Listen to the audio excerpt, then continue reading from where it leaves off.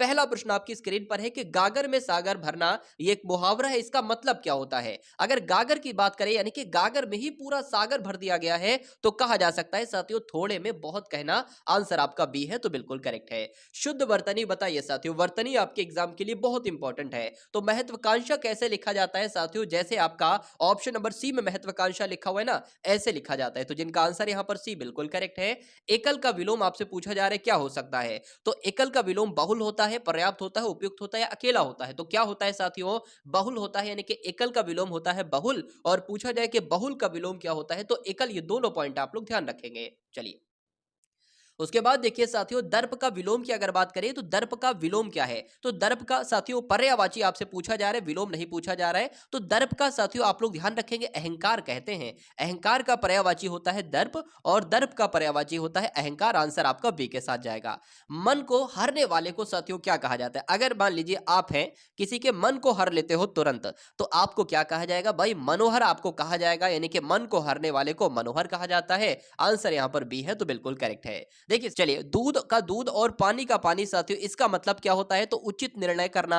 इसका साथियों क्या होता है? उचित निर्णय करना क्या होता है? इसका अर्थ होता है, आप लोग ध्यान रखेंगे। क्या दुग्ध इंस्पेक्टर नहीं, मिलजुल कर रहना ये भी नहीं, पक्षतापूर्वक निर्णय करना ये भी नहीं। तो 3 को कट करो जैसे तैसे और एक आपका सही, आपको उत्तर खुद मिल जाएगा। शुद्ध वर्तनी बताइए साथियों, बहिष्कार कैसे लिखा जाता है? तो बहिष्कार कैसे लिखा जाता है? जैसे आपका ऑप्शन नंबर सी में लिखा हुआ है ना बहिष्कार, इस प्रकार से लिखा जाता है। उसके बाद देखिए, तीक्ष्ण का विलोम साथियों क्या हो सकता है बताने की कोशिश कीजिए। तो तीक्ष्ण का विलोम साथियों तीव्र होता है नहीं, तृष्णा भी नहीं होता है, त्यागी भी नहीं होता है। आप लोग ध्यान रखेंगे, तीक्ष्ण का विलोम आपसे पूछा जाए तो कुंडित आपको बताना है, और अगर कुंडित का विलोम आपसे पूछा जाए तो तीक्ष्ण आपको बताना है।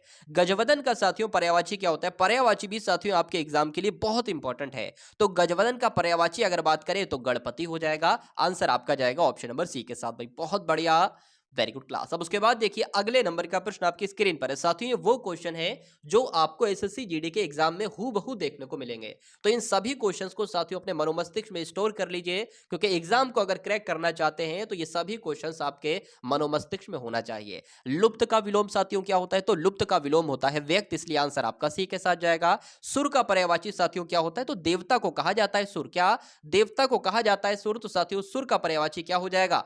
देवता हो जाएगा। तो जिनका आंसर यहां पर ए था तो बिल्कुल करेक्ट था। भाई बहुत बढ़िया, वेरी गुड क्लास। चलिए, अब उसके बाद देखिए, अगले नंबर का प्रश्न आपकी स्क्रीन पर है। देखिए, अगर यहाँ ईश्वर में विश्वास रखते हैं, जैसे कि मैं हूं, आप हैं, हम और आप भी ईश्वर में विश्वास रखते हैं, तो हम लोग कौन कहलाए जाते हैं? आस्तिक कहलाए जाते हैं। लेकिन वो लोग जो ईश्वर में विश्वास नहीं रखते हैं साथियों, उनको क्या कहा जाता है? उनको नास्तिक कहा जाता है। आंसर आपका जाएगा डी के साथ। उसके बाद देखिए, मुंह धो आना ये एक मुहावरा है, और इस मुहावरे का साथियों मतलब आपसे पूछा जा रहा है क्या होता है? धोखा खाना नहीं, सफाई पसंद होना नहीं, नींद से जागना नहीं, मुंह धो आना यानी कि आशा ना रखना साथियों। आंसर आपका जाएगा ऑप्शन नंबर डी के साथ, और जिनका आंसर यहां पर डी है तो बिल्कुल करेक्ट है।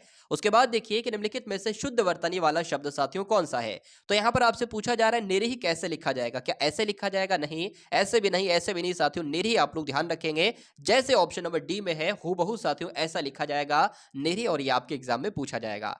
दिए गए शब्द का विलोम आपसे पूछा जा रहा है, यानी कि आग्रह का साथियों विलोम क्या होता है? तो आग्रह का विलोम तो दुराग्रह होता है। तो जो लोग भी यहां पर सोच रहे हैं कि ऑप्शन नंबर बी उत्तर हो सकता है या ऑप्शन नंबर बी कर रहे हैं, तो बिल्कुल सही जवाब आपका हो जाता है। उसके बाद देखिए, किए हुए को मानने वाला, क्या किए हुए को मानने वाला, यानी कि अगर मान लीजिए किसी ने किसी पर एहसान कर दिया है, कोई भी एहसान कर दिया, और जो उस एहसान को मानता हो यानी कि किए हुए को मानता हो, उसको कहा जाएगा कृतज्ञ।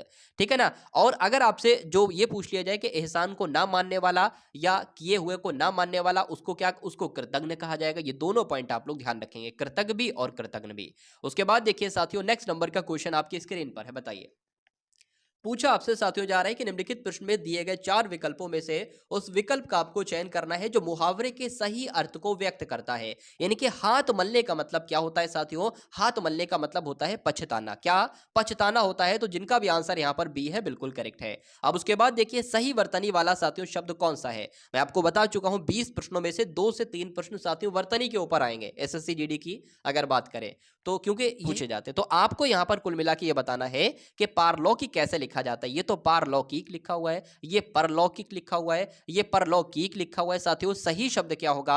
पारलौकिक। जैसे ऑप्शन नंबर ए में लिखा है ऐसे लिखा जाता है। आपने बहुत बार इसको पढ़ा होगा, इसको बहुत बार लिखा हुआ भी देखा होगा। चलिए, उसके बाद देखिए दिए गए शब्द के समानार्थी शब्द का आपको चयन करना है, यानी कि घोड़े का समानार्थी शब्द क्या होता है। तो साथियों घोड़े को हम लोग क्या कह सकते हैं, घोड़े को हम लोग साथियों अश्व भी कह सकते हैं, घोड़े को है भी कह सकते हैं, घोड़े को बाजी भी कह सकते हैं। तो यहाँ पर आंसर आपका किस ऑप्शन के साथ जाएगा, तो ऑप्शन नंबर ए के साथ जाएगा। और जिनका आंसर यहाँ पर ऑप्शन नंबर ए है तो बिल्कुल करेक्ट भाई, बहुत बढ़िया, वेरी गुड क्लास। अब उसके बाद देखिए साथियों यहाँ पर हिंदी के आपने 20 प्रश्न देखे, आपका क्या स्कोर रहा, उम्मीद करता हूँ बहुत शानदार आपका स्कोर रहा होगा।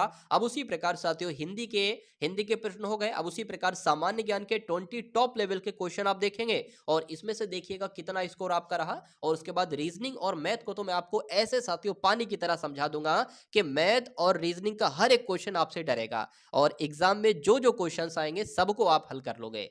तो निम्न में से सूचना राजपथ किसे कहा जाता है, तो सूचना राजपथ साथियों, सूचना हम बहुत ज्यादा आजकल के जमाने में कहां से प्राप्त करते हैं, तो इंटरनेट से प्राप्त कर सकते हैं। तो आप लोग ध्यान रखेंगे सूचना राजपथ किसे कहा जाता है, इंटरनेट को कहा जाता है। तंजानिया की राजधानी की अगर बात करते हैं तो डोडोमा, आप लोग ध्यान रखेंगे डोडोमा जो है ना ये तंजानिया की ही राजधानी है। कंप्यूटर का पिता किसे कहा जाता है, यानी कि फादर ऑफ कंप्यूटर साथियों किसे कहा जाता है, तो चार्ल्स बेबेज को कहा जाता है। आंसर आपका सी हो जाता है भाई, बहुत बढ़िया, वेरी गुड क्लास। अब उसके बाद देखिए जवाहरलाल नेहरू बंदरगाह ये कहां पर स्थित है, तो ये कहां पर स्थित है साथियों, मुंबई में स्थित है। आप लोग ध्यान रखेंगे जवाहरलाल नेहरू बंदरगाह कहां पर स्थित है, तो मुंबई में स्थित है।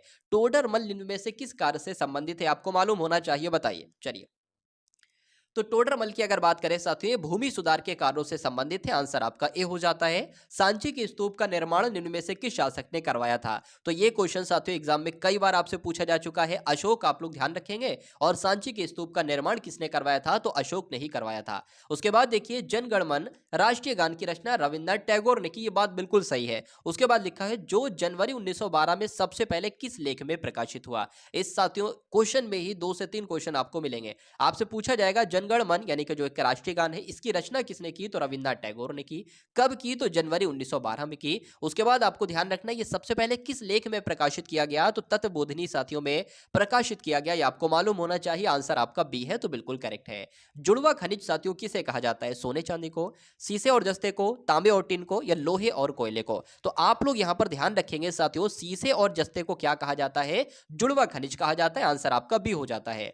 पृथ्वी की सबसे ऊपरी परत को साथियों क्या कहा जाता है, बताइए। तो पृथ्वी की अगर बात करें सबसे ऊपरी परत को क्या कहा जाता है, क्रस्ट कहा जाता है। आंसर आपका जाएगा ए के साथ और जिनका आंसर यहां पर ए है तो बिल्कुल करेक्ट है। उसके बाद देखिए नवरत्न किसके शासनकाल से संबंधित थे, तो नवरत्न साथियों किसके दरबार में थे, तो कहा जा सकता है चंद्रगुप्त द्वितीय के दरबार में क्या थे, नवरत्न थे। ये आपको ध्यान रखना है। आंसर आपका जाएगा सी के साथ। उसके बाद देखिए पेनिसिलिन की खोज साथियों किसने की थी, आपसे पूछा जा रहा है। तो किसने की थी, बैटिंग ने, अलेक्जेंडर फ्लेमिंग ने, या स्टुअर्ट जेनर ने। तो मैं आपको बता देता हूं अलेक्जेंडर फ्लेमिंग के द्वारा साथियों पेनिसिलिन की खोज की गई। और ये क्वेश्चन आपके एग्जाम के पॉइंट ऑफ व्यू से बहुत इंपॉर्टेंट है, पूछा जाएगा। अंतरराष्ट्रीय हॉकी मैच की अगर बात करें तो इसकी अवधि साथियों कितनी होती है, तो आपने सुना होगा साथियों एक फिल्म थी शाहरुख खान की। वो कहता है साथियों, ठीक है, एक तरीके से वो कोच होता है, वो कहता है मैं आपको सिर्फ 70 मिनट देता हूं, सिर्फ और सिर्फ 70 मिनट देता हूं। ठीक है, तो अगर बात करें अंतरराष्ट्रीय हॉकी मैच की अवधि कितनी होती है, 70 मिनट की होती है। आंसर आपका जाएगा सी के साथ भाई, बहुत बढ़िया, वेरी गुड क्लास। उसके बाद देखिए साथियों विटामिन डी की कमी से कौन सा रोग होता है, रतौंधी, पीलिया, रिकेट्स, या बेरी। तो यहां पर अगर बात करें साथियों कि विटामिन डी के बारे में आपसे पूछा जा रहा है कि कौन सा रोग होता है, तो रिकेट्स नाम का रोग साथियों विटामिन डी की कमी से होता है। ये आप लोग ध्यान रखेंगे। आंसर आपका जाएगा सी के साथ। अब उसके बाद देखिए दिल्ली सल्तनत के किस सुल्तान ने आगरा शहर को बसाया था, यानी कि पूछे आगरा शहर की किसने स्थापना की थी, ये एग्जाम में प्रश्न आपसे पूछा जाए तो सिकंदर लोदी आपको बताना है,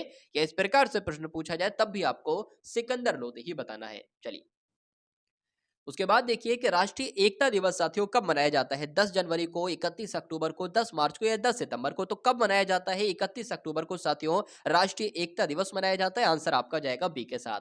तो अभी साथियों 40 प्रश्नों के बाद इनमें से किसी जीएसटी के दायरे से बाहर रखा गया है, बताइए। तो किसे साथियों रखा गया है, शराब को भी रखा गया है, पेट्रोलियम पदार्थ को भी, और विद्युत को भी रखा गया है। आंसर आपका जाएगा डी के साथ। चलिए, आतंकी कार्यवाहियों का मुख्य केंद्र साथियों होता है, बताइए। तो आतंकी कार्यवाहियां कहां कहां पर ज्यादा होती हैं, जहां पर सार्वजनिक प्रतिष्ठान होते हैं, जो भीड़ भाड़ वाले इलाके होते हैं वहां पर साथियों ये अपना केंद्र बनाते हैं, आतंकवादी कार्यवाही करते हैं। ठीक है, आतंकवादी हमला करते हैं, या जो सार्वजनिक स्थल होते हैं। तो कहा जा सकता है साथियों आंसर आपका जाएगा डी के साथ, और जिनका आंसर यहां पर डी था तो बिल्कुल करेक्ट था।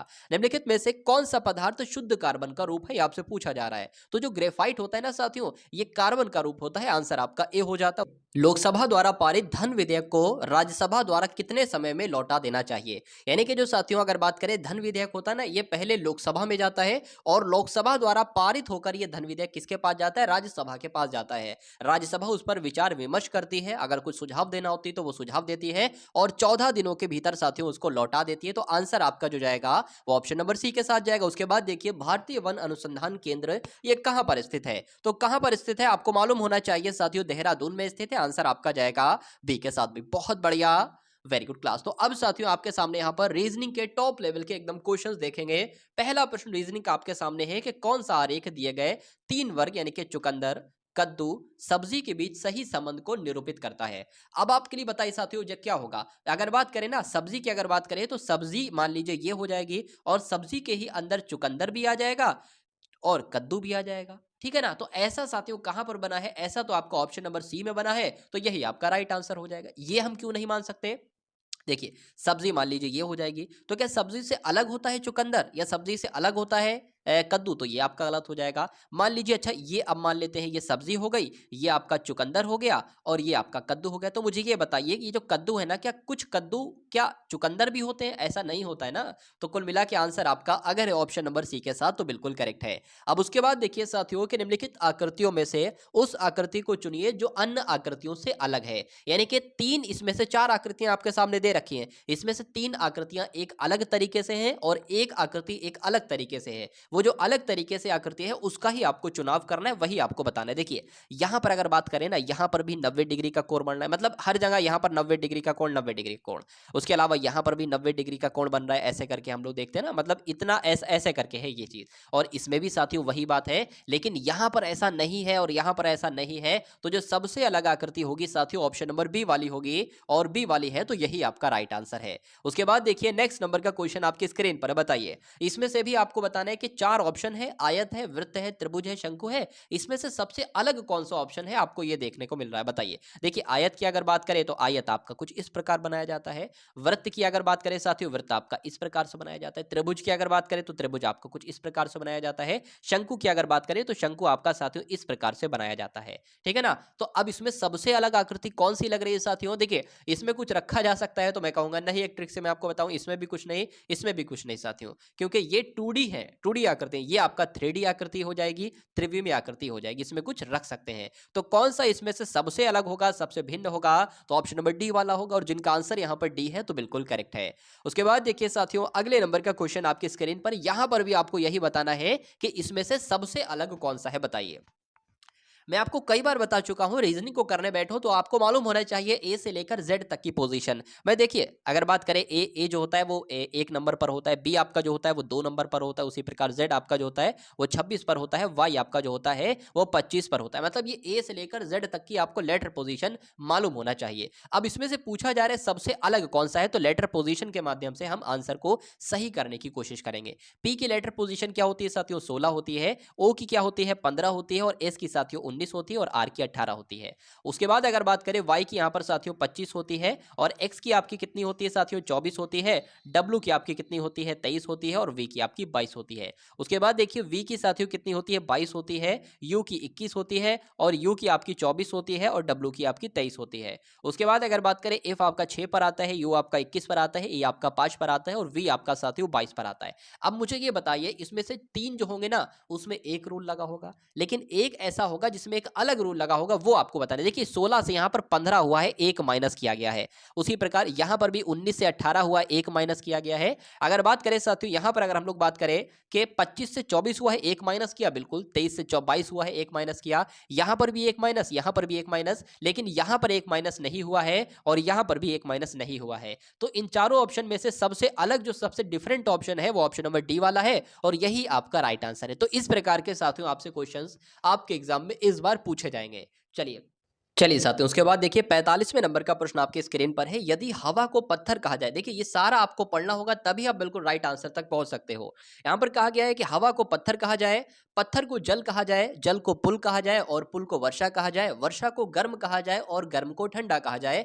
तो हम हाथ को किस चीज से धोएंगे साथियों? इतना मुझे पता है कि हाथ को तो साथियों किससे धोया जाता है, यहां पर जिसका जिक्र आया है हाथ को साथियों जल से धोया जाता है। किससे धोया जाता है? जल से धोया जाता है। और यहां पर जल को क्या कहा गया है, हवा को पत्थर कहा जाए, पत्थर को जल कहा जाए, जल को यहाँ पर साथियों पुल कहा गया है। तो यहाँ पर आंसर आपका जो जाएगा वो साथियों पुल के साथ जाएगा। क्या पुल ऑप्शन में कहीं पर है? तो बिल्कुल है, ऑप्शन नंबर ए में है और यही आपका साथियों राइट आंसर हो जाता है भाई। बहुत बढ़िया, वेरी गुड क्लास। चलिए साथियों, उसके बाद देखिए निम्नलिखित प्रश्नों में लुप्त पद आपको ज्ञात करना है। यहां पर आपको बताना है क्या आएगा। जैसे कि सबसे पहले अगर बात करें 2A11 आया है, उसके बाद 4D13 आया है, फिर 12G17 आया है। तो यहां पर आपको बताना है साथियों कौन सा ऑप्शन आएगा। सबसे पहले संख्या को ले लेते हैं। यहां पर 2 से साथियों 4 हो गया है, कितनी बढ़ोतरी हुई है? 2 की। 4 से यहां पर साथियों 12 हो गया, कितनी बढ़ोतरी हुई है? 8 की। यहां पर ऐसे भी तो लिया जा सकता है साथियों, गुणा भी तो हम लोग कर सकते हैं। जैसे कि 2 में अगर साथियों हम 2 की गुणा कर दे तो 4 आ जाए। 4 में साथियों अगर हम 3 की गुणा कर दें तो 12 आ जाए। तो 12 में साथियों किसकी गुणा करेंगे? देखिए 2 की गई, 3 की गई, तो जाहिर सी बात है 4 की गुणा करेंगे। तो 12 चौक आपका कितना होता है साथियों? 12 चौक 48 होता है। अब क्या 48 किसी ऑप्शन में है? तो एक तो ए वाले में है, एक तो डी वाले में, तो हमें और थोड़ा चलना होगा। अब उसके बाद देखिए साथियों यहाँ पर ए है, यहाँ से डी हो गया है, यानी कि कितना बड़ा है? 3 बड़ा है। उसके बाद साथियों डी से जी आपका हो गया, कितना बड़ा है? 3 बड़ा है यहाँ पर। उसके बाद साथियों जी में भी हमें क्या करना पड़ेगा? 3 बढ़ाना पड़ेगा, यानी कि जी 7 होता है, 10 पर साथियों क्या आ जाएगा? जे आ जाएगा। तो जे साथियों यहाँ पर भी आप लोग देख पा रहे हैं और यहाँ पर भी आप लोग देख पा रहे हैं। अब अंत वाले को देखना होगा। 11 से साथियों 13 हुआ है, कितना बड़ा है? तो 11 से 13 हुआ है साथियों, यहाँ पर 2 बड़ा है। 13 से 17 हुआ है साथियों, यहाँ पर 4 बड़ा है। तो अब 17 से क्या होगा? जाहिर सी बात है 6 ही बढ़ेगा। पहले 2 बड़ा, फिर 4 बड़ा, तो अब 6 ही बढ़ेगा, 5 थोड़ी ना बढ़ेगा। तो 17 में साथियों जब 6 जोड़ा जाता है तो कितना आता है? 23 आता है। तो 48 जे 23 कौन से ऑप्शन में है साथियों? ऑप्शन नंबर डी वाले में है और यही आपका बिल्कुल करेक्ट आंसर है। न- नीचे एक ही पासे के 4 प्रारूपों को दर्शाया गया है। यदि इस पासे के ऊपरी फलक पर कौन सा अंक है साथियों? 6 अंक है। 6 अंक आ जाए तो इसके निचले फलक पर कौन सा अंक होगा, ये आपसे पूछा जा रहा है। जैसे कि यहां पर अगर साथियों बात करें ना, यहां पर साथियों 6 अंक दर्शाया जा रहा है, तो इसके विपरीत फलक पर कौन सा अंक होगा, इसकी बात मैं कर रहा हूं। मैं 3 की बात नहीं कर रहा हूं साथियों। 3 के जो उधर है ना, 3 के उधर है विपरीत फलक पर जो है, उसकी बात साथियों मैं यहां पर कर रहा हूं। ठीक है, तो यहां पर साथियों एक ध्यान देने वाली बात जो है, 6 यहां पर भी है साथियों, 6 यहाँ पर आप लोग देख पा रहे हैं क्या? 6 कहीं और पर है, 6 कहीं और पर मुझे नजर नहीं आ रहा है। तो ये तो कहा जा सकता है कि 3 इसका विपरीत नहीं हो सकता और 2 इसका विपरीत नहीं हो सकता है। ठीक है, तो अब एक बात यहाँ पर देखिए, 3 यहाँ, 3 2 यहाँ पर भी है, 3 2 यहाँ पर भी है और 3 यहाँ पर भी है साथियों, 2 यहाँ पर भी है। तो बहुत सिंपल सा प्रश्न है साथियों, 1 का विपरीत क्या हो जाएगा? 1 हो जाए, सॉरी 6 का विपरीत क्या हो जाएगा? 1 हो जाएगा। ठीक है, इस प्रकार से साथियों एग्जामिनर हिंट दे देता है। उसी प्रकार अगर इसको ना लेते तो इसको ले लेते। देखिए 3 यहाँ पर भी, 2 यहाँ पर भी है और 3 ये भी है, 2 ये भी है, तो इसका विपरीत क्या हो जाएगा? 1 हो जाएगा। और ऐसे ही सवाल आते हैं एग्जाम अगर हिंट नहीं देगा तो इस प्रकार के सवालों को कैसे आप कर पाओगे? या तो कभी कभी साथियों ऐसा हो जाता है, जैसे कि मान लीजिए यहाँ पर 6 है और 6 का विपरीत पूछ रहा है, तो 3 ये है, 3 तो हो नहीं सकता, ये ऑप्शन कट जाता। मान लीजिए यहाँ पर 2 होता तो ये 2 वाला भी ऑप्शन कट जाता। अब मान लीजिए 6 जो है ना, वो 6 हो सकता हो कहीं पर हो। ठीक है, यहाँ पर मान लीजिए 6 है तो ये 1 भी नहीं हो सकता, तो ये भी आपका कट जाता, तो उत्तर हमें 1 ही मिलता, आंसर आप लगा देते। तो ये 2 तरीके होते हैं साथियों। चलिए अब उसके बाद देखिए नेक्स्ट नंबर का क्वेश्चन आपके स्क्रीन पर है, देखिए और बताइए राइट आंसर क्या है इसका। यहाँ पर साथियों आपसे पूछा जा रहा है कि निम्न विकल्पों में से कौन सा विकल्प नीचे दिए गए शब्दों का सार्थक क्रम दर्शाता है। आप पहले क्या करेंगे? सबसे पहले देखिए यहाँ पर उसके बाद कूट भी दे रखे हैं, तो सबसे पहले मेरे हिसाब से आप क्या करेंगे साथियों कि एकदम टाइपिंग करने लगेंगे या प्रिंट आप निकाल लेंगे। पहले तो टाइप करेंगे, फिर उसके बाद प्रिंट आउट निकालेंगे। सबसे पहले आप मेरे हिसाब से साथियों ओपन करेंगे, तो 3 वाला नंबर सबसे पहले आ जाएगा। सबसे पहले ओपन करेंगे, फिर उसके बाद साथियों आप क्या करेंगे? टाइपिंग आप शुरू करेंगे, तो उसके बाद 1 आ जाएगा। जब आप टाइपिंग उसको कर लेंगे ना साथियों, उसके बाद उस जो टाइपिंग आपने की है उसको आप सेव करेंगे, तो उसके बाद साथियों 4 आ जाएगा। जब आप साथियों सेव कर लेंगे, उसका आप क्या निकालेंगे? उसके बाद आप उसका प्रिंट आउट निकालेंगे, तो यहाँ पर 2 आ जाएगा और उसके बाद आपका सारा काम हो जाएगा। फिर कंप्यूटर को क्लोज आप कर देंगे, तो यहाँ पर साथियों 5 आ जाएगा। क्या 31,425 साथियों ऑप्शन में कहीं पर है? तो 31,425 बिल्कुल ऑप्शन में है, ऑप्शन नंबर सी वाले में है और यही आपका राइट आंसर हो जाता। भाई बहुत बढ़िया, वेरी गुड क्लास। अब उसके बाद देखिए कि क्वेश्चन है कि यदि आप अपने स्कूल के खेल के मैदान में क्रिकेट खेल रहे हैं और खेलने के दौरान क्रिकेट की गेंद आपकी किसी सहपाठी के सिर पर लग जाती है और उसके सिर से खून निकलने लगता है, तो ऐसी कंडीशन में आप क्या करेंगे? तुरंत घायल सहपाठी को निकट के किसी अस्पताल में लेकर जाएंगे या घायल सहपाठी को बीच मैदान में बीच बीच मैदान में आने के लिए कोसेंगे कि तुम क्यों बीच में आए, सा तुम्हारे क्यों गेंद लगी, तुम बीच में ही क्यों आए, ऐसा करेंगे, या किसी दूसरे सहपाठी पर आरोप लगा देंगे, या खेल के मैदान से ही भाग जाएंगे। तो यहाँ पर साथियों अगर आपके साथ ऐसा कंडीशन हो या ये प्रश्न का उत्तर आपको बताना है तो आंसर आपका किस ऑप्शन के साथ जाना चाहिए? ऑप्शन नंबर ए के साथ जाना चाहिए। उसके बाद देखिए साथियों अगले नंबर का क्वेश्चन आपकी स्क्रीन पर आ चुका है और बताने की कोशिश कीजिए कि राइट आंसर साथियों यहाँ पर क्या होगा। कुछ नहीं करना है साथियों, जब भी ये दो अनुपात आपको दिखे, यहाँ पर एक अनुपात दिखे, यहाँ पर दो अनुपात दिखे, तो इसका मतलब ये होता है कि जैसे कि इसका संबंध साथियों किससे, इससे है, उसी प्रकार इसका संबंध जो है ना वो किससे होगा, और चार ऑप्शन आपको आपके ऑप्शन में साथियों दिए जाएंगे। तो सबसे पहले तरीका साथियों हम लोग क्या करते हैं, हम लोग लेटर पोजीशन लिख लेते हैं। जैसे कि एच होता है साथियों 8 पर, जे होता है 10 पर, एल होता है 12 पर, और एन होता है साथियों 14 पर। उसी प्रकार अगर बात करें, पी होता है 16 पर, आर होता है 18 पर, टी होता है 20 पर, और वी होता है 22 पर। तो अब मुझे यहाँ पर साथियों बताइए यहाँ पर इसमें क्या रिलेशन है।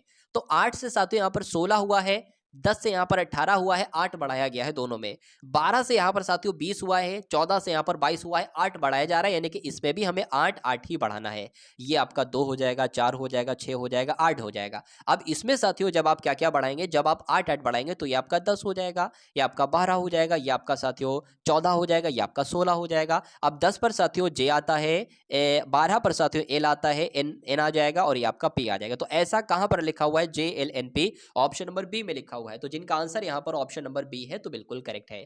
अब यहाँ पर मैंने थोड़ी सी ज्यादा स्टेप लिखी, आप यहीं पर अगर समझ गए थे, इसको भी अगर आपको लिखने की जरूरत नहीं थी, आप ऐसे ही समझ गए थे भाई सब में 8 8 बढ़ रहा है, तो आप यहाँ पर ये ना लिखते कि बी 2 पर आता है, डी 4 पर आता है, एफ 6 पर आता है, एच 8 पर आता है। आप ऐसे ही दो में आपने देखा बी 2 पर आता है, 2 और 8 कितना हुआ, 10 हुआ, तो डायरेक्ट आप जे लिखते। आपने देखा डी 4 पर आता है, दिमाग में आपने सोचा 4 और 8 12 होता है, अब डायरेक्ट आप 12 नहीं लिखते, डायरेक्ट आप एल लिखते, तो ऐसे आपका समय बचेगा। अब ये तो मैं आपको सातों स्टेप लिख रहा हूं समझाने के लिए। मान लीजिए अगर 100 बच्चों में से, 1000 बच्चों में से एक बच्चे की भी समझ में नहीं आई तो मेरी मेहनत साथियों बेकार ही कहलाएगी। चलिए उसके बाद देखिए अगले नंबर का क्वेश्चन आपकी स्क्रीन पर है कि मोतियाबिंद का संबंध है। अब मैंने आपको बताया था ना कि जहां पर दो अनुपात लिखे हो, एक अनुपात उसका संबंध हो, इसका मतलब होता है मोती, इसका संबंध इससे है तो इसका संबंध किससे होगा। चलिए मोतियाबिंद जो होती है ना, आपने देखा होगा कि जो बड़े बुजुर्ग होते हैं कि वो भाई आंख का ऑपरेशन कराते हैं, मोतियाबिंद उनको हो गया है, ऐसा आपने सुना होगा। तो जैसे कि मोतियाबिंद का संबंध आंख से है, उसी प्रकार निमोनिया का संबंध किससे होगा, कान से, तंत्रिका तंत्र से, तंत्रिका और अंग से, फेफड़ों से या मस्तिष्क से। साथियों निमोनिया का संबंध जो होता है वो फेफड़ों से होता है। आंसर आपका जाएगा सी के साथ। भाई बहुत बढ़िया, वेरी गुड क्लास। उसके बाद देखिए अगले नंबर का प्रश्न आपकी स्क्रीन पर है, टी टी टी का संबंध 7 7 7 से है, तो उसी प्रकार आर आर आर का संबंध किससे होगा, ये आपसे पूछा जा रहा है साथियों। देखिए अगर बात करें साथियों, टी आपका जो होता है ना, टी की लेटर पोजीशन क्या होती है, 20 होती है। 20 से यहाँ पर 7 हुआ है, तो 20 से 7 करने के लिए 13 माइनस करेंगे, तो 13 जब माइनस करेंगे तो क्या 7 7 7 आ रहा है, ठीक है 7 7 7 आ गया, मतलब हमें 7 चाहिए था ना, तो इसलिए हमने 13 माइनस किया है। ये होता है साथियों आपका 18 पर, तो 18 में से भी हम 13 ही माइनस करेंगे, तो जब 18 में से 13 माइनस करते हैं तो 5 5 5 आता है, यानी 5 आता है। तो क्या 5 5 5 ऑप्शन में साथियों है, तो नहीं है, तो ये मेथड नहीं इसमें लगेगा। दूसरा मेथड कौन सा लग सकता है, अगर यहां पर साथियों बात करें, देखिए अगर जी की जो पोजीशन होती है ना, मतलब जो 7 की पोजीशन होती है ना वो जी होती है। अगर बात करें ये टी का अपोजिट वर्ड होता है जी, अपोजिट वर्ड, ठीक है। तो आर का अपोजिट वर्ड साथियों क्या होगा, ये भी आपको मालूम होना चाहिए। आर का अपोजिट वर्ड होता है आई, और आई को जो होता है वो 9 पर होता है, तो यहां पर साथियों आएगा 9 9 9, और 9 9 9 कौन से ऑप्शन में है, ऑप्शन नंबर डी वाले में। अपोजिट वर्ड क्या होते हैं, जैसे कि अब मैं आपको ये बताऊं, जैसे कि मान लीजिए क्वेश्चन आपके सामने आ जाए कि अगर ए का संबंध जेड से है, तो मुझे ये बताइए साथियों बी का संबंध किससे होगा। ये प्रश्न आपके सामने आए, तो भाई ए का अपोजिट वर्ड ही तो है जेड, तो बी का अपोजिट वर्ड क्या होगा, वाई होगा, तो क्वेश्चन मार्क की जगह पर वाई आएगा। अब आपको मैं ये बता देता हूं कि अपोजिट वर्ड कैसे निकालोगे। जैसे कि टी का अपोजिट वर्ड आपको निकालना है ना, तो आप टी की लेटर पोजीशन क्या होती है, 20 होती है, तो इसको 27 में से घटाओगे, सबको 27 में से घटाओगे आप, ठीक है। अगर बात करें आर 18 पर होता है ना, तो आर का अगर अपोजिट वर्ड आपको मालूम करना हो तो आर को भी साथियों यानी कि 18 को भी 27 में से ही घटाओगे, अपोजिट वर्ड आ जाएगा, यहाँ पर 7 आएगा, और यहाँ पर साथियों कितना आ जाएगा, ठीक है 17 में 60 जाएगा, तो यहाँ पर 9 आ जाएगा। तो वही तो यहाँ पर देखिए ना, यहाँ पर भी 7 7 7 आ गया है, और यहाँ पर भी 9 9 9 आ गया है। तो कुल मिला के अगर बात करें, आंसर आपका जो जाएगा वो ऑप्शन नंबर डी के साथ जाएगा। उसके बाद देखिए अगले नंबर का क्वेश्चन आपकी स्क्रीन पर है, देखिए और बताइए राइट आंसर इसका क्या हो सकता है। कि निम्नलिखित श्रृंखला, संख्या श्रृंखला में प्रश्न चिन्ह के स्थान पर कौन सी संख्या आएगी। तो 4 है, उसके बाद 12 है, फिर 8 है, फिर 9 है, फिर 12 है। तो यहां पर आपको आपको बताना है कौन सा नंबर आएगा, फिर 16 होगा और फिर 13 होगा।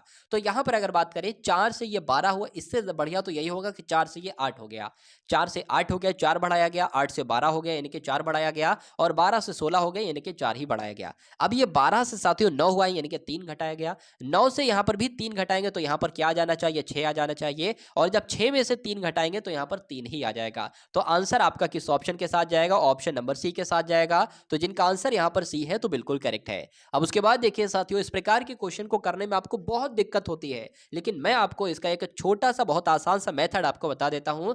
कभी भी आपको साथियों अगर इस प्रकार का प्रश्न देखने को मिले तो आपको क्या करना है, आपको साथियों कुछ नहीं करना है, आपको सबसे पहले साथियों इन सभी को काउंट कर लेना है। देखिए 1 2 3 4 5 6 7 8 9 10 11 12 13 14 15 16 17 18 19 20, यानी कि ये कितने लेटर हैं, 20 हैं। अब इनका हम पेयर बनाएं, या तो इनका पेयर साथियों 5 में भी बनाया जा सकता है या 4 में भी बनाया जा सकता है। पहले हम 4 में बनाकर देखते हैं। तो 1 2 3 4 ये हमने इसको अलग कर लिया, बिल्कुल ये वाले अलग हो गए, 1 2 3 4 ये वाले अलग हो गए, ये अलग है ये अलग है, 1 2 3 4 ठीक, ये अलग हो गए, 1 2 3 4 ये आपके अलग हो गए, और 1 2 3 4। अब बच्चा बच्चा भी बता देगा साथियों, यहाँ पर बी आया है और यहाँ पर ए भी आया है, तो यहाँ पर भी बी है। देखिए अंतिम वाला बी बी ही होगा, बी अंत में, बी अंत में, बी अंत में, तो बी अंत में यहाँ पर भी आएगा, तो इसलिए यहाँ पर साथियों बी आ जाएगा। बी अंत में और बी अंत में, बी अंत में, बी अंत में। अब बीच में क्या क्या है साथियों, मतलब बीच में क्या, यहाँ पर तो सी है ना,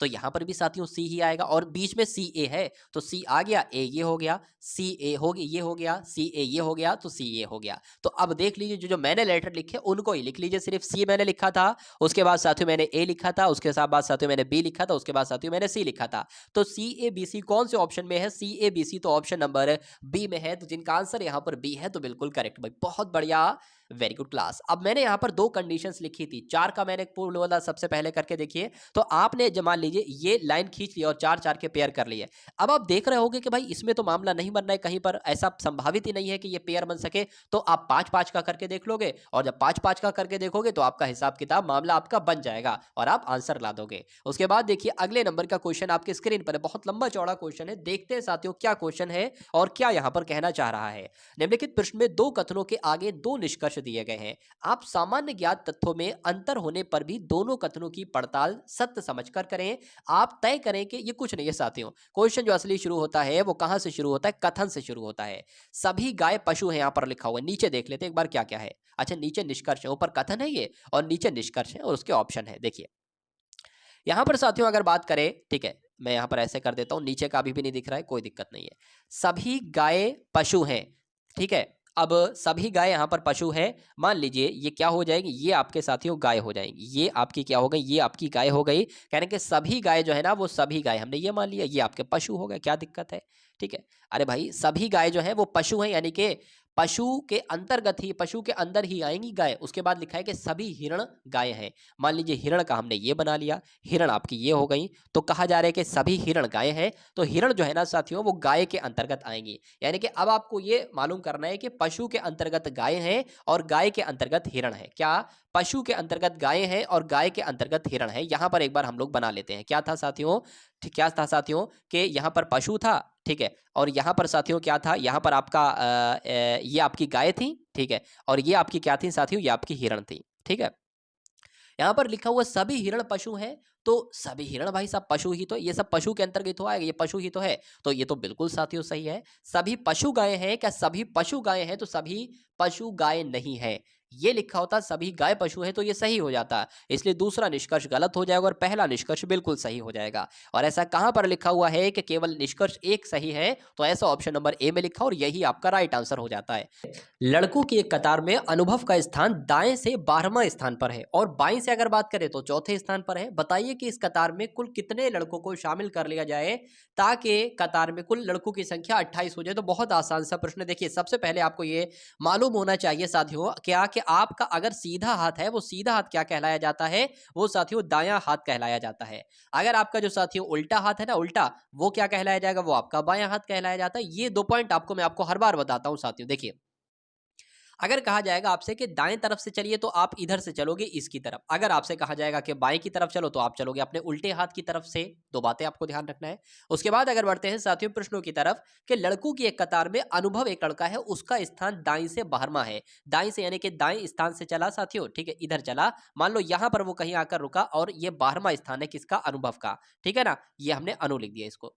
उसके बाद कहा गया है तथा बाएं से चौथा स्थान है, यानी कि बाएं से इधर से चलेगा, बाएं स्थान से चौथे स्थान पर है, चौथा है यानी कि एक दो तीन और चौथा ये खुद हो गया। इसका मतलब ये है कि साथियों इसके इधर की तरफ अगर बात करें तो 3 लड़के हैं, चौथा तो ये खुद है ना, तो 12 लड़के इधर हैं, मतलब उसमें भी खुद भी शामिल है और 3 लड़के हैं, तो कुल मिला के कहा जा सकता है साथियों 15 लड़के हैं। बताइए कि इस कतार में कुल कितने लड़कों को शामिल किया जाए। अभी 15 लड़के हैं ना इस कतार में, पूछा आपसे जा रहा है कि बताइए कि इस कतार में कुल कितने लड़कों को शामिल कर लिया जाए ताकि कतार में कुल लड़के 28 हो जाए। अरे भैया अभी 15 है, तो जब 13 इसमें और इकट्ठा कर लोगे तो 28 लड़के हो जाएंगे। तो आंसर आपका किस ऑप्शन के साथ जाएगा, ऑप्शन नंबर बी यानी कि 13 के साथ जाएगा।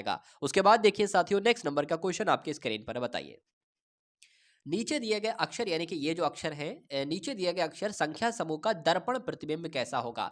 मान लीजिए साथियों यहां पर ये हम आईना रख देते हैं, एक दर्पण रख देते हैं। तो अब ये साथियों आईने में कैसे दिखेंगे। आईने में जो होता है ना साथियों वो एक तरीके से उल्टा दिखता है। आईने में दिखता है जो सबसे अंत वाला लेटर होता है वो सबसे पहले दिखता है, यही तो खासियत है आईने की, ठीक है, उल्टा ही दिखेगा हमेशा। खैर चलिए यहां पर अगर बात करें साथियों तो टी सबसे अंत में है और टी जैसा है वैसे ही दिखेगा, ठीक है। कुछ लेटर ऐसे होते हैं अगर उनको दर्पण में भी देखोगे तो वो सेम ही दिखेंगे, जैसे कि ये आपका ए हो गया, और भी कुछ होते हैं, टी भी हो गया, ठीक है। तो यहां पर साथियों मैं आपको बता देता हूं कि टी आपका कैसा दिखेगा, तो आपने देख लिया टी कैसा दिखेगा। और ये समझ लीजिए साथियों इससे संबंधित एक प्रश्न आपसे पूछा ही पूछा जाता है, ठीक है ना। चलिए साथियों अगर आपने साथियों वीडियो को लाइक ना किया हो तो तुरंत वीडियो को आप लोग लाइक कर दीजिए। तो टी सबसे पहले आ गया। 9 ऐसे नहीं दिखेगा, 9 आपका किस प्रकार से दिखेगा, कुछ इस प्रकार से 9 दिखेगा।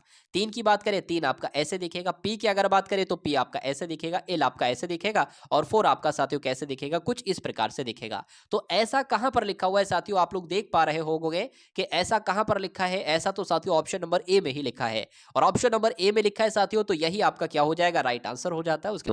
अब उसके बाद देखिए कि निम्नलिखित में से कौन सा आरेख संतरा, फल, आलू को निरूपित करता है। पहला प्रश्न इसी टाइप का था साथियों। अगर बात करें देखिए फलों के अंतर्गत ही तो क्या आएंगे, मान लीजिए ये आपके क्या हो गए, फल हो गए, और फलों के अंतर्गत ही तो साथियों संतरा आएगा क्योंकि संतरा एक फल है। लेकिन आलू की बात करें तो आलू एक सब्जी के अंतर्गत आएगा, तो ये आपका आलू हो जाएगा। तो मुझे ऐसा साथियों को यहाँ पर ढूंढकर आप बताइए कि ऐसा कहाँ पर आपको नजर आ रहा है। तो ऐसा तो आप लोग जब देखेंगे इसको बहुत ध्यान से आप देखेंगे तो किसमें साथियों पाएंगे, यहाँ पर तो साथियों ऐसा कोई नजर ही नहीं आ रहा है, ठीक है ना। ये गलत हो जाएगा, ये भी आपका गलत हो जाएगा, ये और ये भी आपका साथियों गलत हो जाएगा। अगर बात करें आपका ऐसा आना चाहिए, इस प्रकार का कुछ कुछ इस प्रकार का आना चाहिए, ऐसा कहीं पर नहीं है। तो कुल मिला के साथियों इसके साथ आप लोग जाएंगे जो मैंने यहाँ पर आपको सोल्यूशन बताया है। उसके बाद देखिए साथियों ये क्या आ गया साथियों, चलिए खैर कोई बात नहीं। हाँ, एक ये क्वेश्चन, अच्छा ये इसी से रिलेटिव ही है, आपको इस प्रश्न को पढ़ना है उसके बाद आपको बताना है कि कौन कौन से तर्क प्रबल हैं। खैर कोई नहीं, यहां से आपके मैथ से शुरू हो जाएंगे। पहला चलिए 60वें नंबर का प्रश्न आपकी स्क्रीन पर है कि कथन लिखा हुआ है साथियों, क्या छात्र संघों के राजनीतिक दलों से संबंध होने पर प्रतिबंध होना चाहिए। यानी कि जो छात्र के संघ हैं, छात्र संघों का अगर राजनीतिक दलों से संबंध कर दिया जाए तो क्या इसको प्रतिबंधित कर देना चाहिए, हाँ या नहीं। कौन सा तर्क मजबूत है उसके अकॉर्डिंग हम लोग जाएंगे। यहां पर कहा जा रहा है कि छात्र संघों का राजनीतिक दलों से संबंध होने पर प्रतिबंध कर देना चाहिए। अगर तर्क मजबूत होगा तो यह भी उत्तर हो सकता है। तर्क क्या कह रहे हैं देखिए, राजनीतिक दल अपने स्वार्थी हितों को पूरा करने के लिए छात्र संघों का अनुचित लाभ उठाते हैं, इस बात में कोई दो राय नहीं है साथियों। जब राजनीतिक दलों को जो विद्यार्थी होते हैं या जो छात्र होते हैं उनका एक समूह मिल जाता है तो वो अपनी ना करने बात भी मनवा लेते, क्यों, क्योंकि उनके साथ साथियों पब्लिक हो जाती है और अपना वो साथियों एक तरीके से बात करें अनुचित लाभ उठाते, इसमें कोई शक नहीं। तो ये तो बिल्कुल सही हो जाएगा।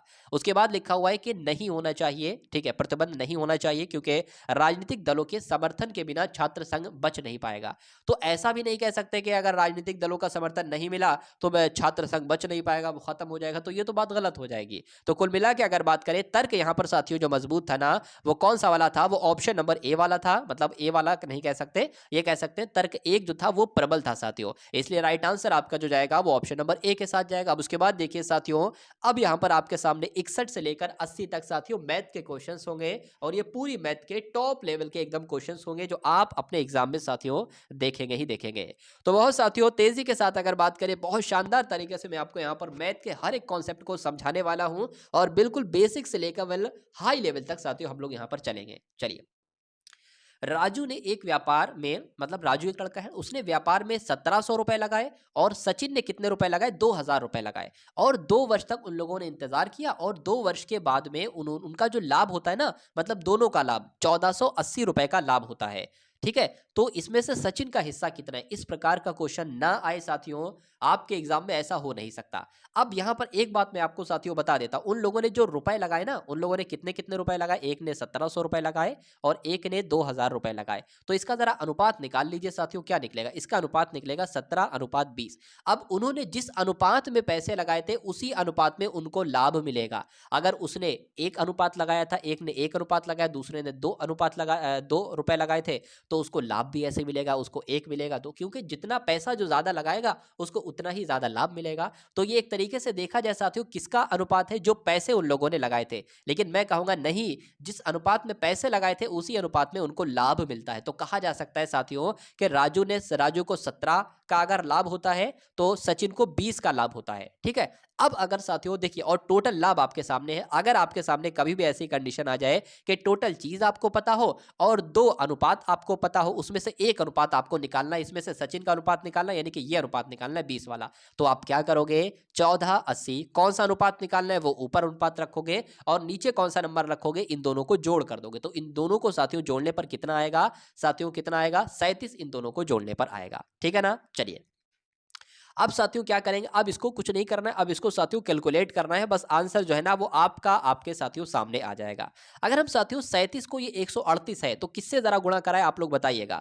अगर हम इसकी 4 से गुणा कराएं, 4 से गुणा कराएं, क्या आता है, 7 चौक आपका 28 आ जाएगा, 4 तियां 12 हो जाएगा, 14 हो जाएगा। ठीक है, यानी कि साथियों 37 की जब 4 से कराएंगे साथियों, गुणा कराएंगे तो कितना आता है, मतलब 37 से कम 37, 37 चौक 138 होता है। अब 0 इसमें लग जाएगा। अब इस 40 की गुणा 20 से हो जाएगी, तो 40 की अगर 20 से करेंगे तो साथियों 800 आता है, और 800 के ऑप्शन में है साथियों, तो बिल्कुल ऑप्शन में है, आंसर आपका जाएगा ऑप्शन नंबर सी के साथ। भाई बहुत बढ़िया, वेरी गुड क्लास। चलिए, उसके बाद देखिए नेक्स्ट नंबर का प्रश्न है कि 3 संख्याओं का औसत कितना है, 15 है। तो सबसे पहले हम तो यही लिख लेते हैं साथियों कि कोई 3 संख्याएं होंगी, इनका औसत कितना है, इनका औसत 15 है। तो उन 3 संख्याओं का टोटल योग कितना होगा, 15 तियां 45 होगा, इतना हमें मालूम पड़ गया है। उसके बाद कहा गया है कि यदि संख्याओं का अनुपात, यानी कि एक संख्या 3x है, एक 5x है, एक 7x है, तो सबसे बड़ी संख्या क्या होगी, यानी कि 7x की वैल्यू आपसे जो है ना वो साथियों पूछी जा रही है। तो अगर बात करें, एक संख्या 3x है, दूसरी संख्या 5x है, तीसरी संख्या 7x है, ये तीनों संख्याओं का कुल योग कितना है, यही तो दे रखा भाई साहब 45। ठीक है, 45 दे रखा है, तो इनको जरा जोड़ लीजिए, 5 और 3 आपका 8 हो जाएगा, 8 और 7 आपका कितना हो जाएगा, 15 हो जाएगा, यानी कि 15x बराबर क्या है साथियों, 45 है। तो x बराबर क्या आ जाएगा साथियों, 45/15 आ जाएगा, और 15 एकम 15, 15 3 आपका 45 हो जाएगा, यानी कि x का मान आपका 3 आ जाएगा। अब यहाँ पर आप देखिए x का मान 3 है, और यहाँ पर हमने देखा था पूछ किसका रहा था, 7x का मान पूछ रहा था, तो 7 गुणा 3 कर देंगे, बराबर आपका 21 आ जाएगा। यानी कि साथियों आंसर आपका किस ऑप्शन के साथ जाएगा, 21 के साथ जाएगा। अगर पूछता सबसे बड़ी संख्या ना पूछकर सबसे छोटी संख्या पूछता, तो 3x का मान क्या होता है, 3 तिया 9 हो जाता, तो 9 आपका आंसर हो जाता। तो कुल मिला के आंसर यहाँ पर जिनका भी ऑप्शन नंबर ए के साथ, तो बिल्कुल करेक्ट भाई, बहुत बढ़िया, वेरी गुड क्लास। अब उसके बाद देखिए अगले नंबर का साथियों प्रश्न आपकी स्क्रीन पर है, बताइए। राकेश एवं रमेश एक साथ कार्य करते हुए किसी काम को 12 दिनों में साथियों पूरा करते हैं। कौन कौन, राकेश है और रमेश है, ये दोनों एक साथ अगर काम करते हैं तो किसी काम को 12 दिनों में पूरा कर लेते हैं, जबकि रमेश अकेला अगर उसी काम को करता है तो ये इसको 30 दिन लगते हैं। पूछा आपसे जा रहा है कि राकेश अगर अकेले उस काम को करे तो कितने दिनों में पूरा करेगा। देखिए भाई साहब, 2 लोग हैं यहाँ पर, एक है साथियों राकेश और दूसरा है रमेश। ठीक है, राकेश और रमेश जब साथियों दोनों मिलकर किसी काम को करते हैं तो वो 12 दिनों में पूरा कर पाते हैं। लेकिन अगर रमेश की अगर बात करते हैं, रमेश अगर अकेला उस काम को करता है तो उसको साथियों 30 दिन का समय लगता है। पूछा आपसे ये जा रहा है कि राकेश अगर अकेला उस कार्य को करे तो कितने समय में पूरा करेगा। राकेश अगर अकेला उस कार्य को करे तो कितने समय में पूरा करेगा, ये आपसे पूछा जा रहा है। तो इस तरीके का कभी भी अगर ऐसी कंडीशन आ जाए तो आप क्या करोगे साथियों, ऐसे करोगे और यहाँ पर एक वो नंबर लिखोगे जो 12 के पहाड़े में भी आए और 13 के पहाड़े में भी आए। तो 60 एक ऐसी संख्या है जो 12 के पहाड़े में भी आती। कितनी बार में, 12 पंजे 60, तो पंजे यहाँ पर लिखोगे, 30 दूना 60 तो 2 यहाँ पर लिखोगे। अच्छा, ये क्या होगा, ये नंबर क्या होगा, ये टोटल काम होगा, ये आपको ध्यान रखना, मैं आपको अभी बताऊंगा। देखिए, तो जब रमेश जो है ना, रमेश ये एक दिन में 2 काम करता है, यानी कि जब रमेश एक दिन में 2 काम करेगा तो जाहिर सी बात है राकेश एक दिन में 3 काम करेगा, क्योंकि ये दोनों मिलकर जब 5 काम कर रहे हैं और रमेश का हमें पता चल गया भैया कि 2 काम करता है एक दिन में, तो जाहिर सी बात है ये 3 काम करेगा राकेश, ठीक है ना। अच्छा, ये टोटल काम है। अब मैं आपसे पूछता हूं कि जब टोटल काम मान लीजिए 60 है और राकेश एक दिन में 3 काम करता है, तो इस पूरे काम को ये कितने दिन में निपटा पाएगा? 3 दूना 6, यानी कि 20 दिन में ही तो साथियों निपटा पाएगा। तो राकेश को उस काम को करने में साथियों 20 दिन लगेंगे। तो आपका आंसर साथियों किस ऑप्शन के साथ जाएगा? ऑप्शन नंबर डी के साथ जाएगा, 20 दिन के साथ। अब उसके बाद देखिए नेक्स्ट नंबर का क्वेश्चन आपकी स्क्रीन पर है, ए अनुपात बी एक्स अनुपात वाई। तो एक्स का मान क्या होगा, यानी कि इसका अनुपात, मतलब इसका मान आपसे पूछा जा रहा है। तो कुछ नहीं आपको साथियों करना है, क्या करना है, इसको इस प्रकार से लिख सकते हैं, ए अनुपात बी है तो ए बटे बी लिख सकते हैं, बिल्कुल बराबर लगा लेंगे। एक्स अनुपात वाई है तो एक्स बटे वाई लिख सकते हैं, बिल्कुल लिख सकते हैं। अब यहाँ पर एक्स का मान आपसे पूछा जा रहा है ना, तो एक्स जैसा रखा है उसको वैसा ही रखा रहने दो। अगर बात करें जब बराबर होता है तो इस वाले की गुणा इससे और इसकी गुणा इससे होती है, तो इसकी गुणा हम इससे कराएंगे, तो ए की गुणा वाई से कराएंगे, तो यहाँ पर साथियों ए वाई आ जाएगा और अब बटे में क्या आ जाएगा, बी आ जाएगा। तो एक्स का मान आपके सामने आ गया। एक्स बराबर क्या है साथियों, ए वाई बटे बी है। तो ए वाई बटे बी कहां पर लिखा हुआ है? ऑप्शन नंबर सी में लिखा हुआ है। तो यही आपका साथियों राइट आंसर हो जाता है। अब उसके बाद देखिए नेक्स्ट नंबर का क्वेश्चन आपकी स्क्रीन पर है, देखिए और बताइए कि राइट आंसर यहां पर क्या होगा। कि 12 मजदूर किसी काम को 8 दिनों में कर सकते हैं, तो 16 मजदूर उसी काम को कितने दिनों में समाप्त करेंगे? कुछ नहीं करना है साथियों। देखिए 12 मजदूर हैं, उस काम को, किसी काम को 8 दिन में करते हैं, 16 मजदूर उस काम को कितने दिनों में करेंगे? मैं कहूंगा साथियों इतने दिनों में करेंगे। कुछ नहीं करना है। देखिए 12 गुणा 8 हो जाएगा, ये 16 इसके बटे में आ जाएगा क्योंकि भाग देना है, क्योंकि हमें x का मान निकालना है। 8 एकम 8 हो जाएगा, 16 8 दूना 16 हो जाएगा, 2 से कटेगा तो यहाँ पर 6 आ जाएगा, 2 एकम 2, 2 2 छंग आपका 12 हो जाएगा। तो x का मान क्या निकलेगा? 6 निकलेगा। यानी कि कहा जा सकता है कि अगर 12 मजदूर किसी काम को 8 दिनों में करते हैं तो 16 मजदूर उसी काम को 6 दिनों में करेंगे। तो आंसर आपका जाएगा डी के साथ। भाई बहुत बढ़िया, वेरी गुड क्लास। साथियों अगर आपने अभी तक वीडियो को लाइक नहीं किया है तो ये अच्छी बात नहीं है साथियों। मैं आप सभी लोगों से रिक्वेस्ट करता हूं, जितने भी हैं सभी लोग साथियों एक बार कम से कम वीडियो को लाइक कर देंगे। चलिए, और बिना कहे साथियों वीडियो को लाइक कर दिया करिए आप लोग। दो संख्याएं हैं 5 अनुपात 9 की, यानी कि एक संख्या 5 है तो दूसरी 9 है। ऐसे भी हो सकता है कि अगर एक संख्या 50 है तो दूसरी 90 है। ऐसे भी हो सकता है कि एक संख्या 500 है तो दूसरी 900 है। तो कुल मिला के दो संख्याएं, एक अगर 5x है तो दूसरी 9x है, इसके अनुपात में है। दोनों में 9 जोड़ने पर उसमें 16 अनुपात 27 का अनुपात हो जाता है। तो दो में से कोई एक संख्या आपको बताना है। तो दो संख्याएं जो है ना 5x 9x है, ठीक है, 5x और ये आपका 9x।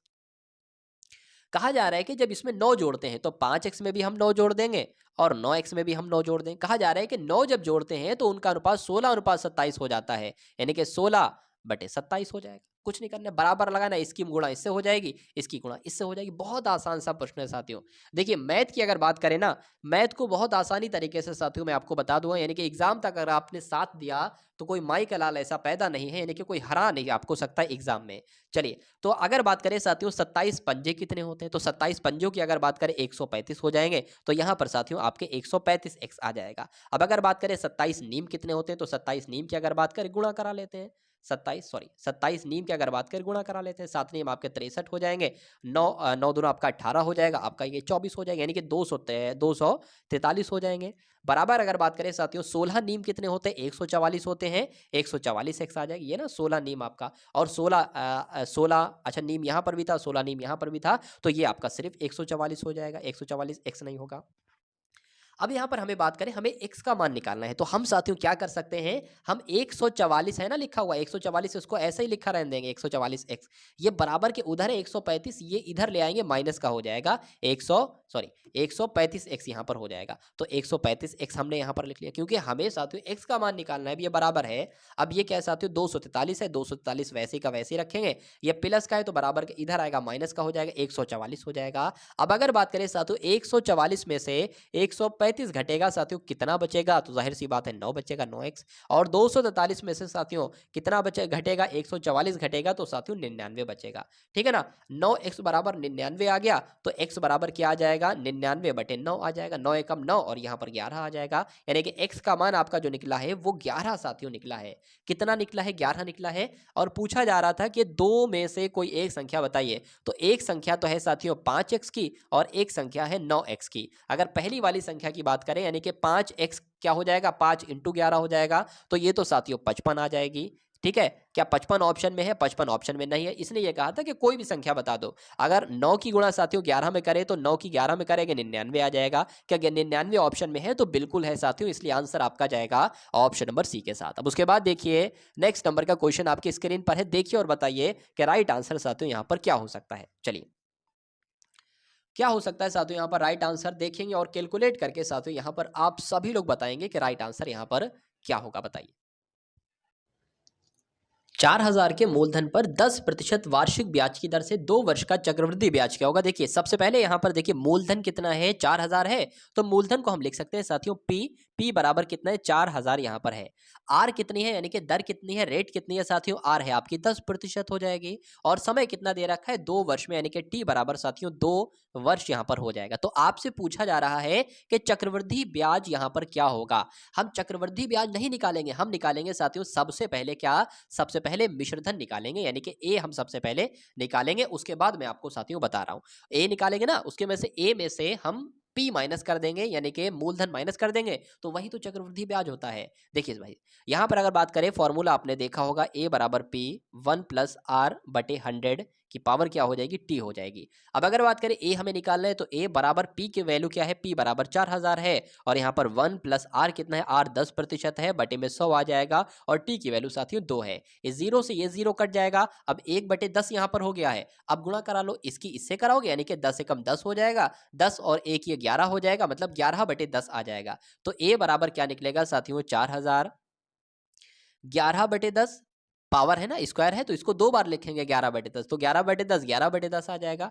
ये 2 जीरो हैं, यहाँ पर भी 2 जीरो हैं, कट हो जाएंगे। तो अब ए बराबर साथियों क्या आ जाएगा, 40 गुणा 11 गुणा 11 आ जाएगा। ठीक है ना साथियों, तो 11 11 11 की गुणा 11 से करोगे तो साथियों कितना होता है, 121 होता है। अगर 121 की गुणा 4 से करा ली जाए तो 4 8 4 आ जाएगा, यानी कि साथियों ए बराबर अब हमें मिल चुका है, क्या होता है साथियों, 4840 होता है। मैंने आपसे कहा था चक्रवृद्धि ब्याज आपसे पूछा जाए तो कभी डायरेक्ट चक्रवृद्धि ब्याज ना निकालो, आप सबसे पहले मिश्रधन यानी कि ए की वैल्यू निकाल लो। अब इस ए की वैल्यू में से साथियों मैं आपको बता देता हूं, चक्रवृद्धि ब्याज बराबर क्या होता है, ए माइनस पी। ए की वैल्यू अभी आपने देखी ये है, तो 4840 ये हो जाएगा, माइनस पी की वैल्यू क्या है, 4000 है, तो यहाँ पर 4000 आ जाएगा। तो कितना निकलेगा साथियों, 840 निकलेगा, और यही आपका चक्रवृद्धि ब्याज होगा। तो 840 तो साथियों ऑप्शन नंबर डी में है, और यही आपका बिल्कुल करेक्ट आंसर हो जाता भाई, बहुत बढ़िया, वेरी गुड क्लास।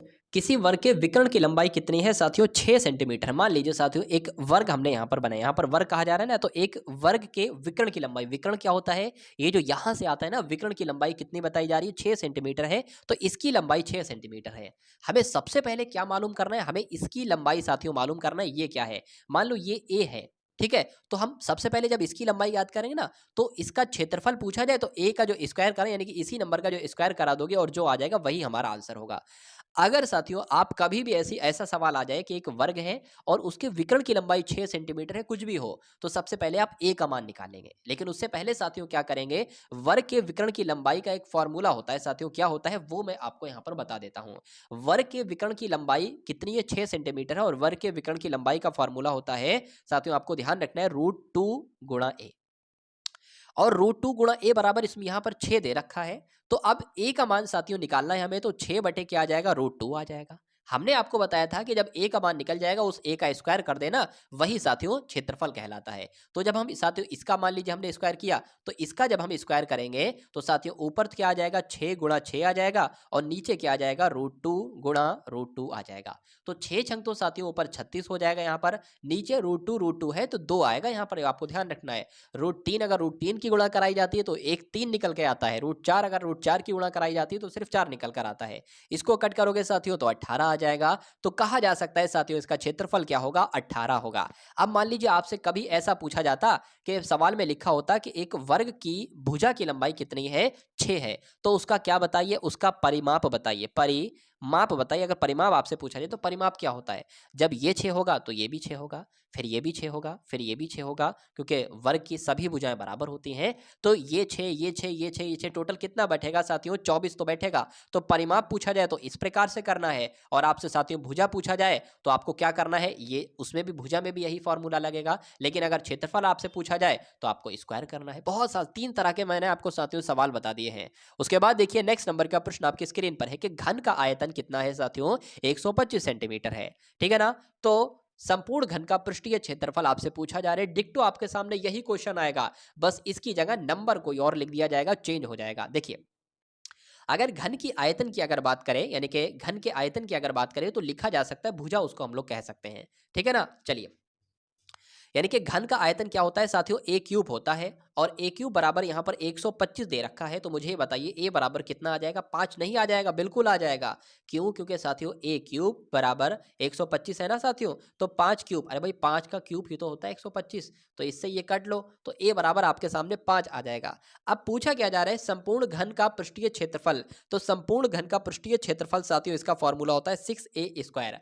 अब 6a² होता है, ए की वैल्यू हमें पता है, और जरा बहुत आसानी से निकाल सकते हो। 6 ए कितना है, 5 है, इसके ऊपर स्क्वायर लगा दो, तो 6 गुणा 25 हो जाएगा, और 25 छंग कितने होते हैं साथियों, 150 होते हैं। तो आंसर आपका जाएगा ऑप्शन नंबर सी के साथ। भाई बहुत बढ़िया, वेरी गुड क्लास। अब उसके बाद देखिए नेक्स्ट नंबर का क्वेश्चन आपकी स्क्रीन पर है, देखिए और बताइए क्या इसका राइट आंसर हो सकता है। कि एक दुकानदार अपने माल का दाम सबसे पहले 10% क्या करता है, बढ़ाता है, ठीक है भाई, उसका माल है, उसने बढ़ा दिया 10%, तब ग्राहक को 10% की छूट प्रदान करता है।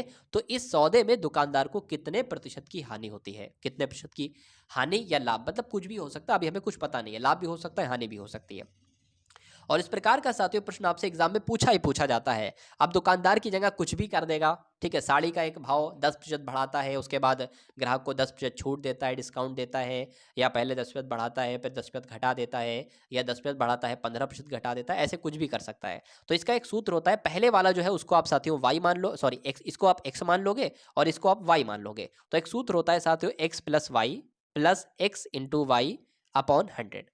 तो एक्स पहला वाला क्या है, 10% बढ़ती है तो वो प्लस का आएगा, दूसरा वाला छूट प्रदान की है तो माइनस में आएगा साथियों, तो ये आपका 10 माइनस में आ जाएगा। अब यहाँ पर साथियों क्या आ जाएगा, यहाँ पर प्लस आ जाएगा, और एक्स प्लस का है तो 10, और वाई क्या है, माइनस का है, तो -10 आपका आ जाएगा, नीचे आपका 100 आ जाएगा। तो 10 में से 10 जाएगा, कुछ नहीं बचेगा, ठीक है, 10 गुणा 10 आपका हो जाएगा, तो आपका 100 हो जाएगा, लेकिन माइनस का, और नीचे आपका क्या हो जाएगा, 100 हो जाएगा। तो 100 एकम 100, 100 एकम 100, माइनस का 1 बचेगा, और माइनस का 1 बचने का मतलब ये है कि 1% की हानि होती है। तो आंसर आपका किस ऑप्शन के साथ जाएगा, ऑप्शन नंबर बी के साथ जाएगा। चलिए, अब उसके बाद देखिए साथियों अगले नंबर का एक प्रश्न है कि 15,000 रुपए के एक बिल पर 50% की कटौती देने में, यानी कि बात करें 50% की कटौती देने में, या 30%, 20% की दो क्रमिक कटौतियां देने में अंतर क्या होगा। जैसे कि मान लीजिए 15,000 यहाँ पर है, 15,000 रुपए है यहाँ पर, एक बार 50% की उसको कटौती दी गई, यानी कि 50% की छूट दी गई। अब उसका कितना मान होगा, वो यहाँ पर हमने मान लीजिए लिख लिया। उसके बाद कह रहे हैं कि अगर 15,000 पर पहले 30% की कटौती दें और फिर उसके बाद 20% की कटौती दें, तो क्या साथियों मान आएगा, वो हमने यहाँ पर लिख लिया। इनका साथियों डिफरेंस आपको निकालना है, इतना सवाल में आपसे पूछा जा रहा है।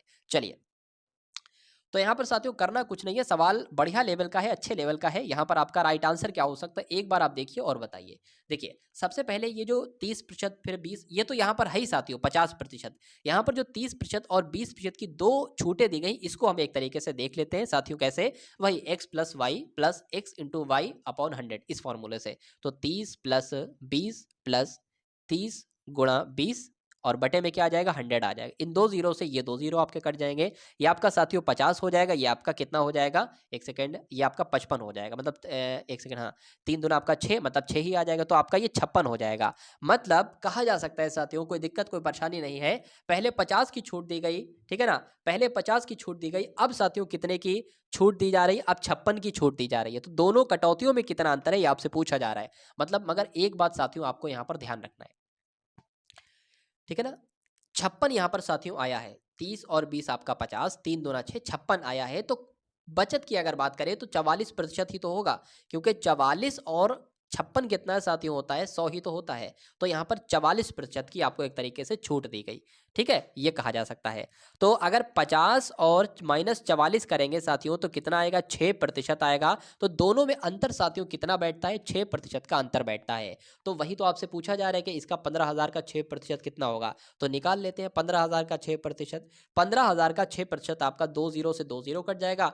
15 पंजे 75, 15 छक्का 90 होता है और 2 जीरो लग जाएंगे साथियों। तो क्या आ जाएगा, 2 जीरो नहीं बल्कि 1 जीरो लगेंगे। देख लेते हैं साथियों, 900 यहाँ पर आ जाएगा। ठीक है ना, 150 था और ये आपका 6 हो जाएगा। ठीक है, तो 3 जीरो यहाँ पर आ जाएंगे। कुल मिला के 3 जीरो नहीं, मैं आपको करके दिखा देता हूँ, मैं भी कंफ्यूज हो गया। 15 छंग आपके 90 हो जाएंगे। यहाँ पर 1 जीरो बचा था, ये 1 जीरो आ जाएगा। तो 900 ही तो होगा, 9,000 क्यों होगा। उसके बाद देखिए अगले नंबर का क्वेश्चन आपकी स्क्रीन पर है, देखिए और बताइए राइट आंसर इसका क्या हो सकता है, बताइए। कहा जा रहा है साथियों यहाँ पर आपसे कि 9 मीटर प्रति सेकेंड का किलोमीटर प्रति घंटा में मान क्या होगा। इस टाइप का क्वेश्चन आपसे पूछा जाता है। कभी आपसे साथियों पूछ लिया जाएगा, ये मीटर प्रति सेकंड है, यानी कि 9 मीटर चलता है 1 सेकंड में, 9 मीटर चलता है 1 सेकंड में। अगर इसको हमें किलोमीटर प्रति घंटे में चेंज करना हो तो क्या होगा, एक छोटा सा पॉइंट लगाना होता है, आंसर आपके सामने आ जाएगा। सवाल कैसे होता है, देखिए अगर यहां पर आपको मीटर सेकंड से बदलना हो किसमें, किलोमीटर प्रति घंटे में, तो क्या होगा। और अगर आपको मान लीजिए 9 किलोमीटर प्रति घंटे को बदलना हो, यह भी तो हो सकता है, आपसे पूछ लिया जाए 9 किलोमीटर प्रति घंटे को आप बदल कर मुझे बताइए मीटर प्रति सेकंड में, ये भी सवाल हो सकता है ना। तो दोनों तरीके से साथियों आपसे सवाल पूछे जाते हैं, कैसे क्या करना है सब कुछ मैं आपको बता रहा हूं। देखिए पहली बात आपको ध्यान रखना है, अगर आपसे पूछा जाए 9 मीटर प्रति सेकंड को किलोमीटर में बदलना, तो जो मीटर प्रति सेकंड लिखा हुआ है ना, 9 लिखा है, 9 लिख दोगे और मीटर प्रति सेकंड की जगह क्या लगा दोगे, 18। आपको ध्यान रखना है साथियों, 18 बटे क्या लगा दोगे, 5 लगा दोगे। तो यहाँ पर 18 बटे 5 लग जाएगा। इसको कैलकुलेट जब करोगे तो किलोमीटर प्रति घंटे में आंसर आपका आ जाएगा। ठीक है, चलिए कोई दिक्कत कोई परेशानी आपको महसूस साथियों यहाँ पर नहीं होना चाहिए। चलिए अब अगर साथियों इसको कैलकुलेट कराओगे तो कितना आना चाहिए, अगर बात करें साथियों कि 5 एकम 5 हो जाएगा, 5 तीन आपका क्या हो जाएगा साथियों, 15 हो जाएगा। ठीक है, 3 बचेगा, पॉइंट लगा 0, 5 छंग आपका 30 हो जाएगा। अब 3.6 की गुणा करा लो साथियों, किससे, 9 से। ठीक है, 9 पंजे 9 छंग आपका 54 हो जाएगा, 9 तीन आपका 27 हो जाएगा। ठीक है, तो आपका यहाँ पर कितना आ जाएगा, 33.4 आ जाएगा। तो 33.4 आएगा, देखते हैं एक बार, 27 32 आ जाएगा यहाँ पर भाई साहब। तो 32.4 आ जाएगा, 32.4 आपके ऑप्शन नंबर ए में है। अब यहाँ पर ये सवाल साथियों पैदा होता है कि अगर 9 मीटर प्रति सेकंड को हमें किलोमीटर प्रति घंटे में बदलना हो तो हम करेंगे 9 की गुणा 18 बटे 5 से।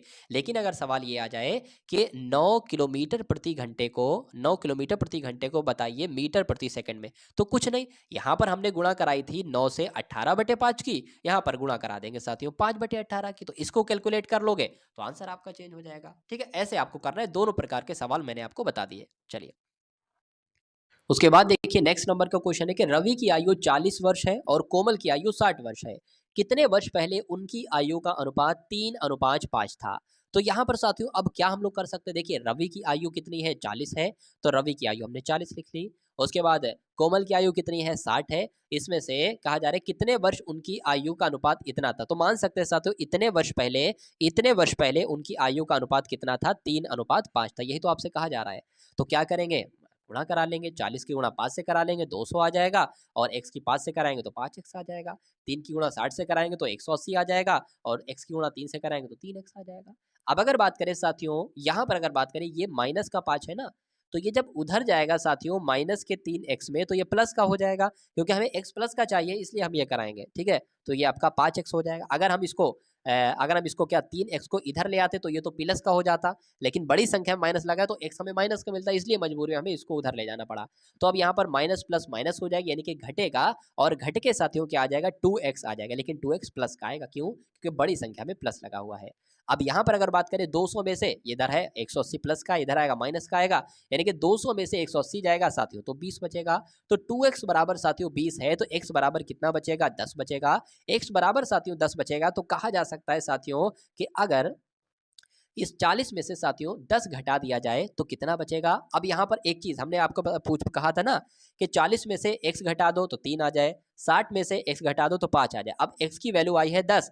अब अगर मान लीजिए साथियों, यहाँ पर मैं लिख देता हूँ, क्या 40 में से अगर 10 घटाएंगे, या 60 में से साथियों 10 घटाएंगे तो कितना आना चाहिए, 3:5 आना चाहिए। कैसे आना चाहिए, 40 में से 10 घट रहा है तो यहाँ पर 30 बच रहा है, 60 में से 10 घट रहा है तो यहाँ पर 50 बच रहा है। अरे भाई 0 से 0 कट जाएगा, 3/5, 3/5, वही आंसर आ गया आपका। तो आंसर कुल मिला के जो जाएगा वो ऑप्शन नंबर ए के साथ जाएगा। अब उसके बाद देखिए नेक्स्ट नंबर का क्वेश्चन आपकी स्क्रीन पर है, देखिए और बताइए कि राइट आंसर यहाँ पर साथियों क्या होगा, बताइए। मेरे इस प्रश्न के क्या होगा इसका आंसर कि किसी वस्तु को 18% लाभ पर विक्रय करने पर विक्रय मूल्य 885 हो जाता है तो उस वस्तु का क्रय मूल्य क्या होता है।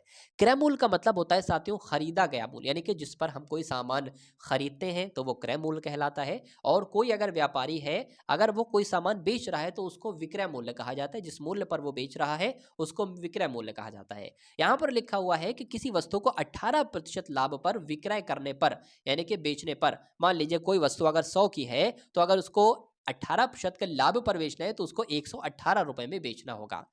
यहां पर अब क्या कहा जा रहा है उसको ध्यान से सुनिए कि किसी वस्तु को 18% लाभ पर बेचने पर, यानी कि 118 रुपए पर बेचने पर विक्रय मूल्य कितना हो जाता है साथियों, विक्रय मूल्य हो जाता है 885। अब यहां पर साथियों वस्तु का क्रय मूल्य आपसे पूछा जा रहा है, यानी कि 100% की वैल्यू आपसे पूछी जा रही है। 118% की वैल्यू है 885, तो 100% की वैल्यू आपसे पूछी जा रही है, यही आपका क्या होता है साथियों, क्रय मूल्य होता है। तो 885 हो जाएगा साथियों, बटे में क्या आ जाएगा 118 हो जाएगा, इंटू 100 यहाँ पर लग जाएगा।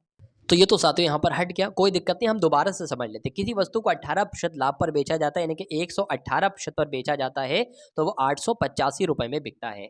अब क्रय मूल्य पूछा जा रहा है, यानी कि 100% की आपसे इसकी वैल्यू पूछी जा रही है। तो 885 बटे में 118 आ जाएगा, गुणा में साथियों यहाँ पर 100 लग जाएगा। अब इसको साथियों अगर कट करें ना तो ये 2 से कट करेंगे साथियों 50 आ जाएगा, और उसके अलावा अगर साथियों इसको कट करेंगे ना तो 2 पंजे आपका 10 आ जाएगा, यहाँ पर 2 नीम आपका 18 आ जाएगा। यानी कि साथियों कहा जा सकता है 885 गुणा 50, उसके अलावा साथियों यहाँ पर 59 हो जाएगा। अब इस 59 को 885 से कट करना है। एक सेकंड के लिए साथियों इसको 60 हम मान लेते हैं। अगर इसको हम 10 से कट करेंगे, यानी कि 10 से गुणा कराएंगे तो साथियों ये आपका 600 हो जाएगा। अगर इसकी हम गुणा साथियों 15 से कराते हैं एक सेकंड के लिए, तो कितना होता है, 15 छक्का 90, और ये है 885। तो कह सकते हैं साथियों कि इसको कितना होता है, 59 एकम 59, 59 की गुणा 15 से कराएंगे तो 885 पूरा कट हो जाएगा। अब आपको 15 गुणा 50 कराना है और आंसर आपका सामने आ जाएगा। तो 15 पंजे साथियों 75 होते हैं और 0 लग जाएगा। तो कुल मिला के आंसर आपका जाएगा ऑप्शन नंबर सी के साथ। उसके बाद देखिए नेक्स्ट नंबर का क्वेश्चन आपकी स्क्रीन पर है, बताइए। चलिए यहाँ पर एक चीज की कमी है, यहाँ पर साथियों बार लगा है। क्या लगा है साथियों, यहाँ पर लगा हुआ है बार। अब आपको देखना है और बताना है कि राइट आंसर यहाँ पर क्या हो सकता है। चलिए देखिए साथियों, किस साधारण भिन्न के बराबर है, ये किस साधारण भिन्न के बराबर है। कभी भी आपको बार दिखा 1.36 आ जाए, 1.36 आ जाए, उसके ऊपर बार दिख जाए तो कुछ नहीं आपको करना है, 1 प्लस 36 जैसा लिखा वैसे ही 36 लिख देना है। बार कितने नंबर के नीचे था, 2 नंबर के ऊपर बार था, तो 2 बार 9 आ जाएगा। अब इसको कैलकुलेट करा लो, आंसर आपका सामने आ जाएगा। 99 एकम 99 हो जाएगा साथियों, प्लस आपका ये 36 हो जाएगा, और नीचे 99 आ जाएगा। तो 99 और 36 साथियों कितना होता है, 135 होता है, बटे आती 99 आ जाएगा। 3 से कट करेंगे, 3 तिया 9, 3 तिया 9 हो जाएगा, 3 चौक आपका 12 हो जाएगा, 3 पंजे 15 हो जाएगा।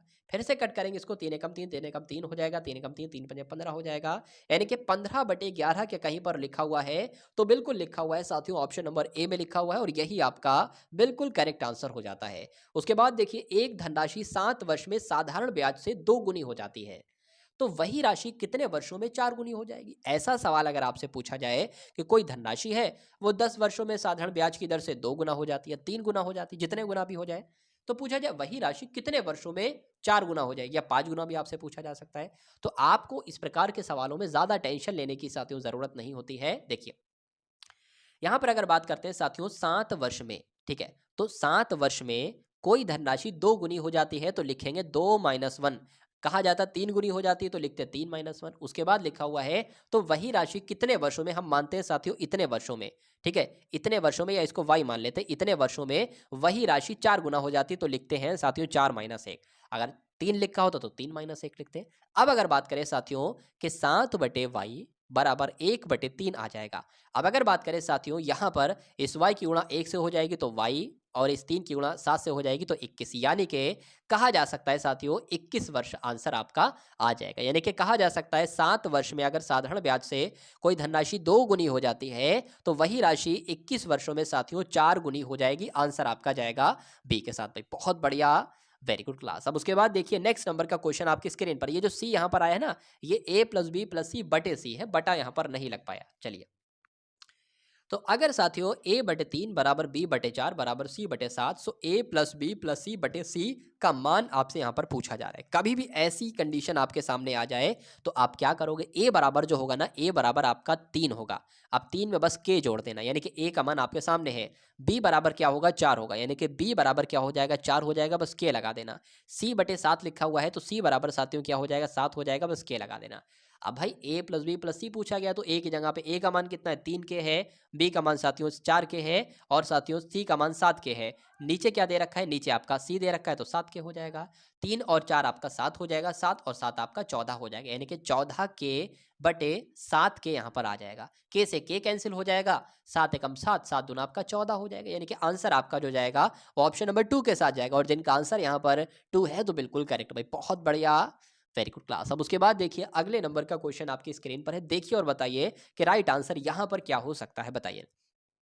7 क्रमागत विषम संख्याएं हैं, इनका औसत साथियों कितना है, 27 है, तो बीच वाली संख्या क्या होगी ये आपसे पूछा जा रहा है। कभी भी आपसे लिखा हो साथियों 7 क्रमागत विषम संख्याएं या 7 क्रमागत या जितनी भी 5 क्रमागत सम संख्याएं, सम संख्या हो या विषम संख्या, आपको क्या करना है, पहली संख्या अगर मान लीजिए आप मान रहे हैं x, तो दूसरी संख्या आप क्या मानेंगे, x प्लस 2 मानेंगे। उसके बाद अगली विषम संख्या आप क्या मानेंगे साथियों, x प्लस 4 मानेंगे। उसके अगली विषम संख्या आप कितनी मानेंगे, x प्लस 6 मानेंगे। उसके अगली विषम संख्या आप कितनी मानेंगे, x प्लस 8 मानेंगे। उसके अगली विषम संख्या आप कितनी मानेंगे, x प्लस 10 मानेंगे। तो देखते हैं संख्याएं कितनी हो गई, 1 2 3 4 5 6, एक और मान लेते हैं x, यहाँ पर साथियों x प्लस 12 हो जाएगी। कहा गया है कि 7 संख्याएं हैं, विषम क्रमागत संख्याएं हैं, इनका औसत कितना है साथियों, 27 है। तो इनका औसत अगर बात करें, ये 7 संख्याएं हैं, इनको अगर जोड़ेंगे ना, सबसे पहले इनको जब जोड़ेंगे साथियों तो इनका औसत जो निकल कर आएगा वो कितना निकल कर आएगा, वो साथियों आपको ध्यान रखना है, वो यहाँ पर मैं छोटा सा लिख देता हूँ, वो साथियों 27 निकल कर आएगा, ठीक है ना। अब मैं आपको बता चुका हूं कि अगर बात करें इन सभी संख्याओं का योग क्या होता है, इसका गुणा करा दो, योग निकल आ जाएगा, यानी कि 7 सत्ते आपका 49 हो जाएगा, और 7 दूना 14 हो जाएगा, यानी कि 189 यहाँ पर साथियों क्या हो जाना चाहिए, योग हो जाना चाहिए। अब 189 बराबर क्या लिखेंगे, कितने एक्स है पढ़ लीजिए एक बार, 1 एक्स, उसके बाद साथियों ये क्या, ये तो प्लस ही है, 2 x, 3 x, 4 x, 5 x, 6 x, 7 x, तो 7 एक्स आ जाएगा, प्लस संख्याएं कितनी है, 2 है, 4 1 मतलब 6 हो जाएगा, 6 और 4 आपका 10 हो जाएगा, 10 8 18 हो जाएगा, 18 10 28 हो जाएगा, और 28 12 आपका 40 हो जाएगा। यानी कि आपके सामने जो आया है वो 189 बराबर 7 एक्स प्लस 40 आया है। तो 7 एक्स कह सकता है साथियों 189 में से साथियों 40 घटेगा, तो 7 एक्स बराबर कितना बचेगा साथियों, 9 आ जाएगा, यहाँ पर साथियों 14 आ जाएगा। अब एक्स बराबर क्या आ जाएगा, 149/7 आ जाएगा, 7 एकम 7, 7 दूना 14 हो जाएगा, 7 दूना 14 हो जाएगा साथियों, और यहाँ पर साथियों क्या बचेगा, देखिए 9 आ गया, और आपका अच्छा यहाँ पर 18 आएगा भाई साहब, ठीक है 18 आएगा। अब यानी कि x बराबर क्या आएगा, 189, ठीक है 189/7 आ जाएगा। अब 7 एकम 7 हो जाएगा, यहाँ से 4 जाएगा, 49 हो जाएगा, 7 सत्ते 49 हो जाएगा। तो x बराबर साथियों कितना आ जाएगा, यहाँ पर साथियों 2 आएगा, मैं आज बहुत गलतियां कर रहा हूँ, देखिए 7 दूना 14 होता है ना, तो 2 आएगा, यहाँ पर 4 बचेगा तो 49 हो जाएगा, 7 सत्ते 49 हो जाएगा, तो यहाँ पर साथियों आपका 27 आ जाएगा। तो आंसर आपका किस ऑप्शन के साथ जाएगा, ऑप्शन नंबर सी के साथ जाएगा। प्रभाकर ने दिवाकर से 15% साधारण ब्याज पर कुछ धन लिया और 4225 देकर 2 वर्ष बाद हिसाब चुकता कर लिया। प्रभाकर को कितना ब्याज देना पड़ा, ये आपसे साथियों पूछा जा रहा है। देखिए यहां पर अगर बात करें, प्रभाकर ने 15% साधारण ब्याज पर कुछ धन लिया, ठीक है, तो आर बराबर यानी कि दर साथियों क्या हो जाएगी, दर आपके यहाँ पर 15% हो जाएगी। उसके बाद यहाँ पर साथियों ये जो है ना, ये मूलधन नहीं है, ये साथियों क्या है, इसमें ब्याज भी है, 2 वर्ष के बाद जो चुकता किया उसमें 15% के हिसाब से ब्याज भी है, तो ये आपका साथियों ए कहलाएगा, ठीक है 4225 रुपए। चलिए उसके बाद टी कितना है, यानी कि समय कितना है, 2 वर्ष का यहाँ पर साथियों समय दे रखा है, और यहाँ पर आपसे पूछा जा रहा है ब्याज कितना देना पड़ेगा, यानी कि साधारण ब्याज आपसे पूछा जा रहा है, एसआई आपसे पूछा जा रहा है। एक तरीके से अगर बात करें एसआई क्या होता है, साधारण ब्याज क्या होता है, ए माइनस पी ही तो साथियों क्या कहलाया जाता है, एसआई कहलाया जाता है। तो यहाँ पर साथियों हम लोग लिख सकते हैं ए कितना है, अभी हमें जो है वो 4225 है, पी कितना है अभी हमें नहीं पता है, ठीक है। तो एसआई बराबर साथियों यहाँ पर हम क्या लिख सकते हैं, ए माइनस पी यहाँ पर लिख सकते हैं। ऐसा अगर बात करें साथियों पी ही तो हमें ज्ञात करना, एक तरीके से बात करें अगर हमें साधारण ब्याज मालूम करना है तो सबसे पहले हमें पी भी मालूम होना चाहिए। ए तो मालूम है, हमें पी भी मालूम होना चाहिए, अगर पी मालूम हो जाएगा तो ए माइनस पी हो जाएगा, आपका साधारण ब्याज हो जाएगा। देखिए भाई एक तरीके से बात करें साथियों, ए आपका कितना है 4225 है, ठीक है 4225 है माइनस पी। हम पी को क्या मान लेते हैं, हम एक्स मान लेते हैं पी को। तो एसआई बराबर साथियों क्या निकलेगा आपका, एसआई बराबर 4225 माइनस एक्स ही तो आपका निकलेगा, ठीक है। तो साथियों अगर बात करें यहाँ पर एसआई बराबर वैसे क्या होता है, वैसे तो साथियों आपको मालूम होना चाहिए पी आर टी बटे 100 होता है, पी आर टी बटे 100, ठीक है। चलिए, तो अब हमें यहाँ पर से पी ही तो निकालना है साथियों। हमने लिखा यहाँ पर 4225 माइनस एक्स बराबर पी कितना है, पी अभी हमें ज्ञात करना है। आर कितना है, आर साथियों 15% है। टी कितना है, 2 वर्ष है। और नीचे आपका क्या आ जाएगा, 100 आ जाएगा। तो इसको कैलकुलेट कर लो, ठीक है ना। इसको साथियों जब आप कैलकुलेट करोगे तो आंसर आपका आपके सामने आ जाएगी। ये पी यहाँ पर अगर बात करें नहीं लिखना है, एक्स माना है ना हमने, तो पी को एक्स माना है तो यहाँ पर एक्स आएगा। तो एक्स का मान ज्ञात कर लो और फिर देखते हैं हम लोग क्या हो सकता है। चलिए, तो जब साथियों 100 की गुणा 4225 से करेंगे तो यहाँ पर क्या आ जाएगा, ठीक है 4225 और डबल जीरो आ जाएगा। यहाँ पर क्या आ जाएगा, 100 की गुणा x से होगी तो 100x यहाँ पर आ जाएगा।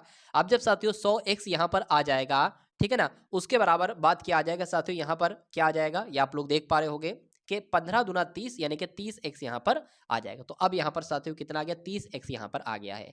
अब अगर बात करें साथियों x बराबर क्या आ सकता है, x बराबर यहाँ पर क्या आ सकता है, ये सबसे बड़ा पॉइंट है। देखिए ये माइनस का है, ठीक है ना, ये माइनस का है साथियों। जब ये प्लस का इधर होकर आ जाएगा तो ये 130 हो जाएगा ना। तो 130x बराबर कितना हो जाएगा, 4225 डबल जीरो इतना हो जाएगा। और अपॉन में साथियों क्या आ जाएगा, 130 आ जाएगा। अब इसको इसको जब साथियों कट करोगे ना, देख लेते क्या बचेगा।